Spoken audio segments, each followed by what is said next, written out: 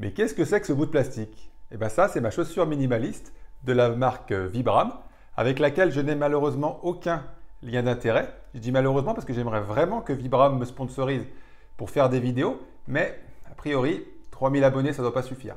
Plus sérieusement, le thème de cette vidéo va être de comparer un public qui marche en chaussures minimalistes, un public qui s'entraîne spécifiquement au niveau du pied et un public contrôle. Pourquoi le choix de cette étude? Parce qu'on sait maintenant deux choses. La première chose, c'est que la faiblesse des muscles du pied est très bien corrélée à l'apparition de blessures. Et on sait aussi que les chaussures non minimalistes, appelons-les maximalistes, c'est-à-dire les chaussures normales, ont tendance à affaiblir les muscles du pied.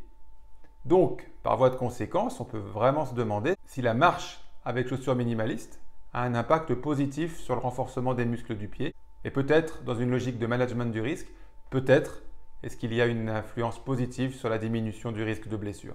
Mais avant qu'on décortique cette étude, on se rappelle bien que tous les mardis matins, je publie une vidéo exclusive aux abonnés à ma newsletter.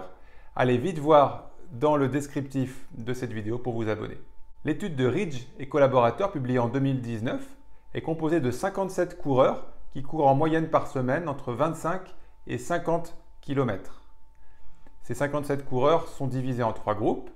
Un groupe contrôle, un groupe qui entraîne spécifiquement les muscles du pied et un groupe qui marche en chaussures minimalistes. Les auteurs d'ailleurs précisent que ce groupe-là, celui qui marche en chaussures minimalistes, a un nombre de pas progressif tout au long de l'étude qui dure 8 semaines. Le résultat est sans appel.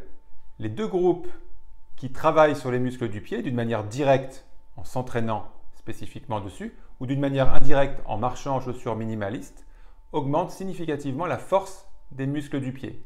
Autre résultat important, il n'y a pas de différence significative entre le groupe qui marche en chaussures minimalistes avec le groupe qui s'entraîne spécifiquement les muscles du pied. Donc la conclusion est très enthousiasmante car tout simplement, elle veut dire la chose suivante, on pourrait peut-être se passer de l'entraînement spécifique des muscles du pied, qui est quand même un entraînement relativement casse-pied, et à la place tout simplement marcher en chaussures minimalistes en respectant une progressivité dans le nombre de pas, et on obtiendrait les mêmes résultats. Ceci étant dit, il y a quand même plusieurs limites à cette étude. Dans l'étude, les sujets ont été équipés de chaussures minimalistes de la marque Innov 8. Le truc, c'est que les chaussures minimalistes sont difficilement comparables entre elles. Par exemple, sur le modèle Vibram, ma paire personnelle, il y a une certaine épaisseur de semelle, faible mais qui existe, un mini drop, et puis sur d'autres modèles, il y a encore moins de semelles, parfois un peu moins ou un peu plus de drop.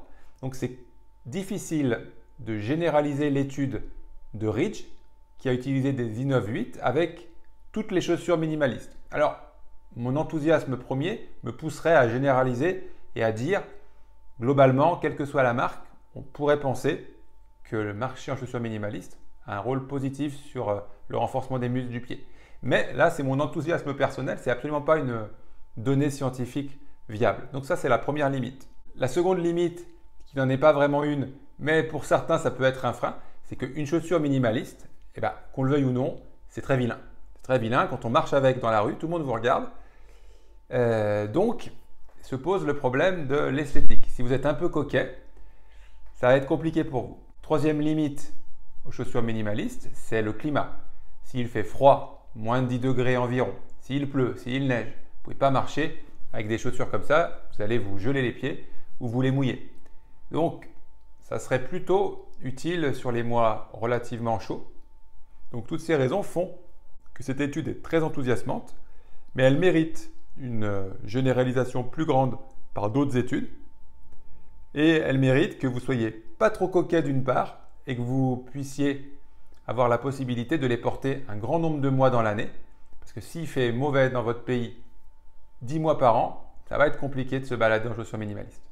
Si cette vidéo vous a plu, on pense à s'abonner à ma chaîne YouTube, on met un petit pouce en l'air, vous ça vous coûte rien et moi vraiment ça me donne envie de continuer. À très bientôt.